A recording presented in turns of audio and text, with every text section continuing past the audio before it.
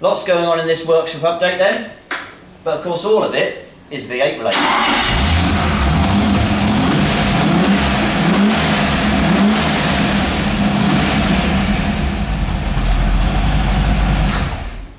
And before the internet says anything, yes, it's warm.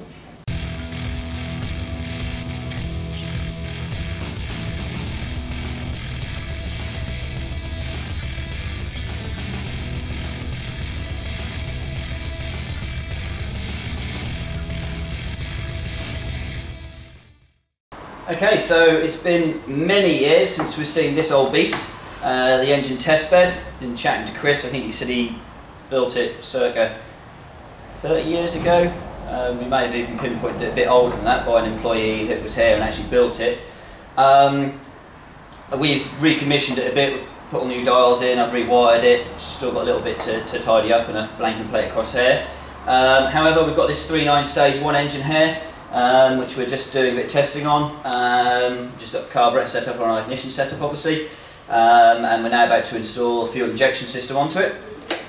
So carburetor we've got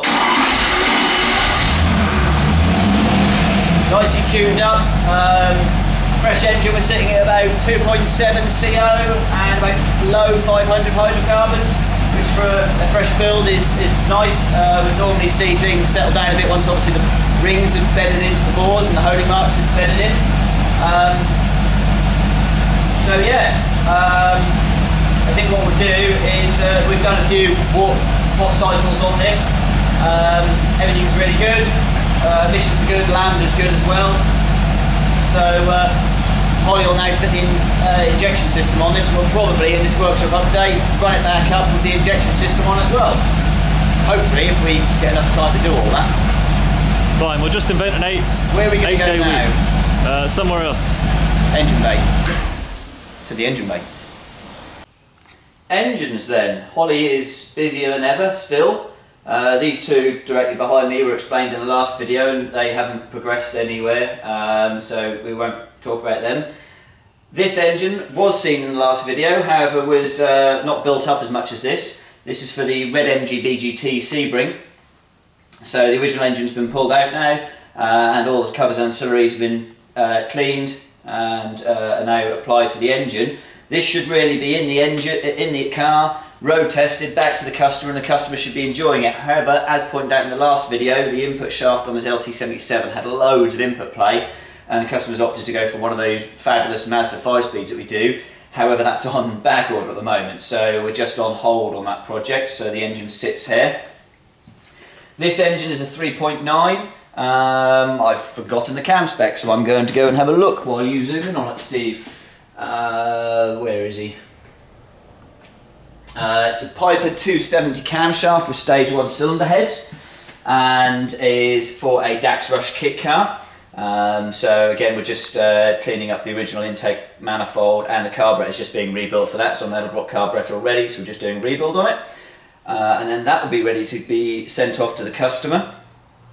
This is one of the 4-litre engines, will be built up as a Thor engine with our Piper Torque Max cam, and is destined to be crucified on a engine test cell, as per several other engines do, because we have a client that uses them on dyno test cells for testing other components on exhaust systems.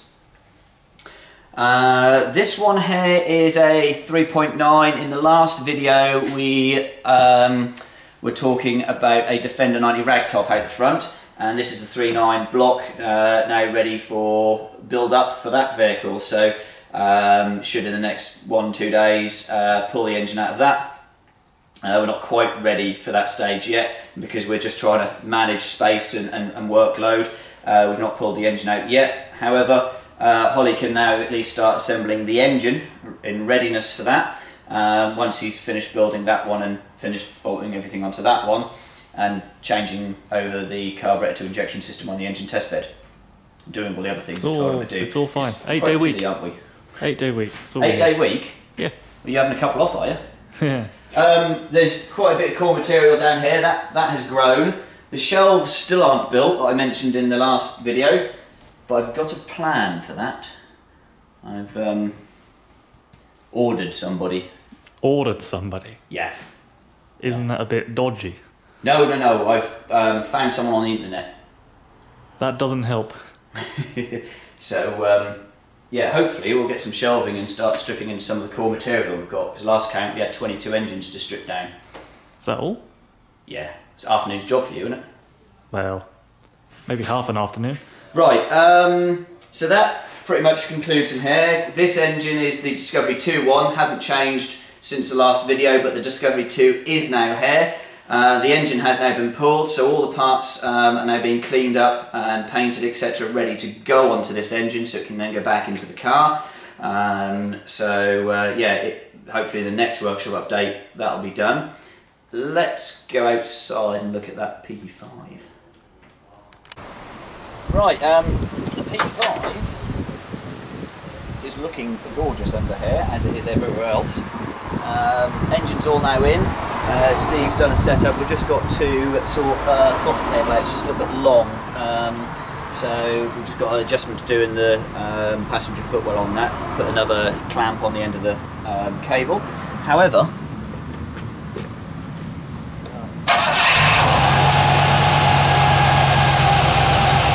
fires up and is lovely and smooth.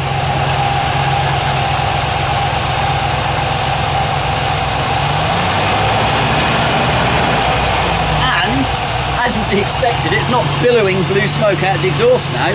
Unbelievable. Unbelievable. Who would have thought if you build an engine properly, it runs smooth and doesn't burn oil? So this, we're not doing any road testing on this because the build isn't actually complete. There's bits underneath that haven't been finished, and there's no wipers or mirrors, etc. The customer's going to take this away now, finish building the car, and then bring it into us for a setup. The idle's a little bit high because it's just on choke at the moment, but yeah, so that's that done. If you want to walk that way, I'll meet you by the Westfield. Nice engine. Over that engine, yeah, it's another one for being stripped down. So this Westfield was actually on our website for sale last year, year before? I forget now. One of the two. Yeah, over a month or two. So it's got one of our engines in. And the customer's just brought it in for an annual check over, fluids all changed, so we're doing a full service on it, MOT, just an annual thing really. So yeah, this will, I reckon we'll get some videos of this one, Steve. Probably. Yeah, as long as it's not raining. The even if it is. Westfield that was in the last workshop update has now been returned to the customer. Unfortunately we didn't get a chance to film it because when it was going back it piddled down with rain, didn't it? It did, quite a lot. And I ended up delivering that back to the customer and getting quite wet, but hey ho. The customer had a bit of a time frame as to when he was actually available for delivery, so we didn't get a chance to film it, but it would have been good. But as we didn't get that one, we'll film this one. Yeah. Yeah. So P5, P6 Mazda Gearbox. Update on that, I think. I reckon so. Right. Head that way then. Have they actually seen the P6? They have now. They've seen the door now. Yeah, that's wonderful. Brilliant camera skills. They saw a ramp arm and a door. Yeah, it's good. Okay. That's what you're paying the big so bucks see if you for. can find a picture of the P6 and put that over this bit of me rambling on. Right, Mazda Gearbox. Last time was up, dummy fitted. No clutch was in, and we were just checking for space. There wasn't a lot of space for the reverse switch. And this is actually a neutral switch here on the selector shaft, which we won't be using. But the reverse switch wasn't quite enough room for it, so we've just massaged the transmission tunnel. Obviously discussed with the customer first. He said, yeah, do what's needed doing, and it's marginal, the clearance we needed on it. It was just not to our liking. It would have caused a vibration, so we've just massaged the tunnel there. And we've also made an access hole in the tunnel and put a grommet in for the filler plug. To make servicing easier in the future. Not that this should need an oil change for a while, but it's all forward thinking, because getting to that plug without an access hole would mean dropping the gearbox or some very funky homemade tools. So Steve's now put the Helix clutch in place onto the flywheel. That's all ready for the concentric slave cylinder that's in here. So now we're going to go final fit, and the prop shaft has turned up. So that means we can actually get some of the rotational movement to the rear wheels. Hopefully it won't clunk like that. I'd hope not. No. So hopefully we should have this done in the next couple of days. Then we can get out and just do some videos. I wonder if the customer wants another burnout video. Well, there's only one way to find out. What, phone him and ask? Yeah. Oh, right. I was just going to do it. Yeah. Is that the end of this video? You tell me. No, it's not. Right, 5 litre TVR Griff? Chimera? Yeah, one of them. Yeah, it's a Griff. So, came into us, the customer wanted us to do the cylinder head to exhaust manifold gaskets. He advised us that he tried and it felt like some of the bolts were going to snap. They did, didn't they? 5 of them. You can't voice that, it's numbers by fingers. Okay, 5 of them snapped off. Tried a couple of little things to try and obviously get the broken part of the bolt off the head with everything in situ. However, space is very tight, it wasn't happening, so the heads have come off. We also straight edged across the top of the heads. Unfortunately I can't show them because they're off being reworked at the moment, because the 5 litre TVR runs an oversized valve beyond what we do on stage 3. And the exhaust valves have a habit of recessing up into the seat. This has done 45,000 miles roughly, I think, and they had gone up into the valve seat, so they're just off being reworked. So this can then be reassembled. Drove with a bit of a miss as well, so we're going to look into that. Most likely upgrade the ignition system and chip the ECU. The customer wants us to quote for that as well, so that this gets properly sorted. So yeah, we've got obviously a fair way to go on this when the heads come back. Steve's got the job of bolting all back on, getting those huge manifolds that forward face down back onto the white piece, the full exhaust system that's currently off, all back on. We also found a split engine mount on this side as well, which the customer wasn't aware he had. The engine mount had sort of ripped itself to pieces, so that's been replaced. Ideal time to do it. We've got far better access than we'd ever have, so that's been done. So, assuming that Holly gets the injection system fitted on the engine imminently and running, that will be the end of the video, and if he doesn't, then this will be the end of the video. Unless you've got anything to add, Steve? Not this time. Okay. Have you decided where you're editing this in yet? No. Or am I just saying, here are these heads? Well, you just did. Okay. So these are the heads off the TVR. We unfortunately didn't get a chance to film prior to them being reworked.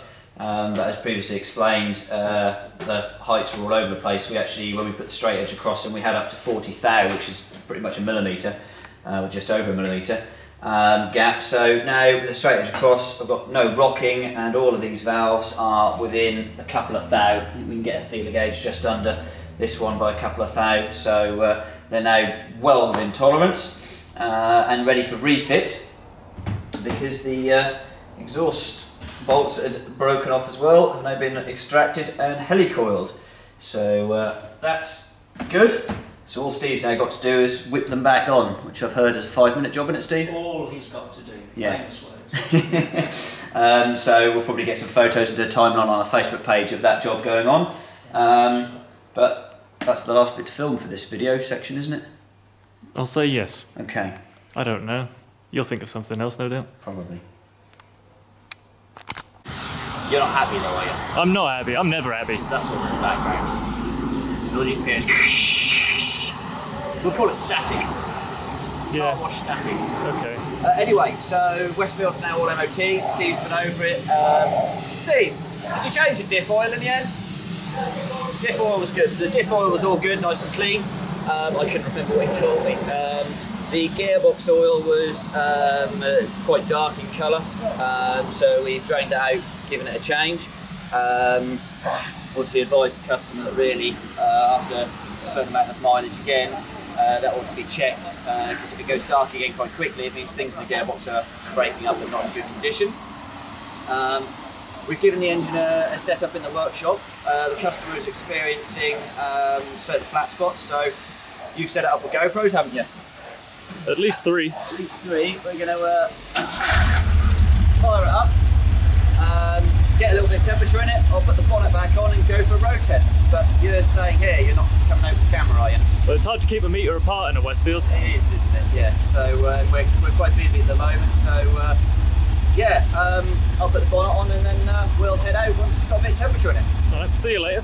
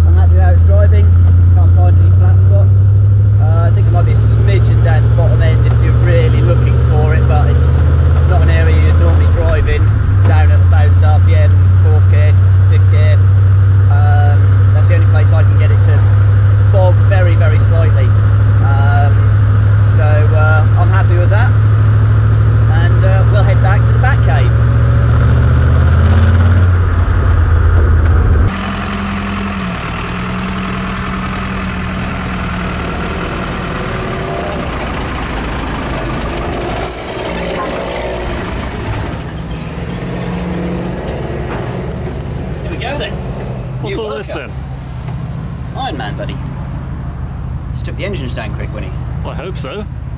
Probably doesn't even need a welder to make them out of frames. Does he work cheap? eBay special, I reckon so. Oh, even better. Yeah. I think we've just got to put them together, charge them up. Bit small. Yeah, it's self-assembly, mate. It's probably doubled over. We'll be fine. We'll see in the next episode of the workshop update. We'll have him stripping engines, you see.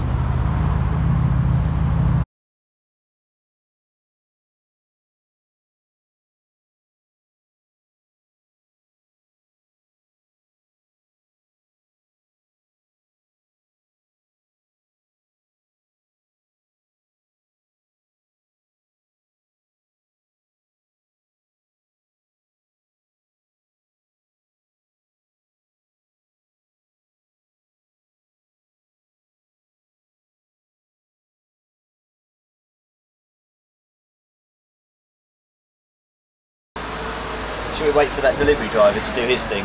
Because undoubtedly he's going to walk over here and go, "Right mate, I've got a parcel for you." He's actually got 3. They're all mine. Are they? They're all lizard supplies. Are you getting the gecko some new bike supplies, did you say? No, lizard supplies. Lizard supplies? Yeah, okay. Plants and dirt and stuff.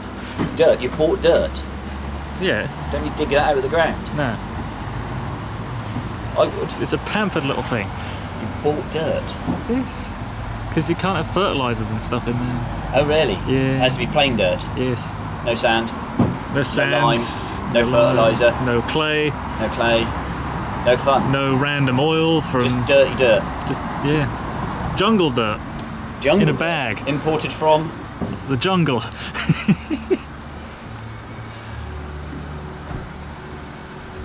It'll be here in a minute. We could have done this bit by now.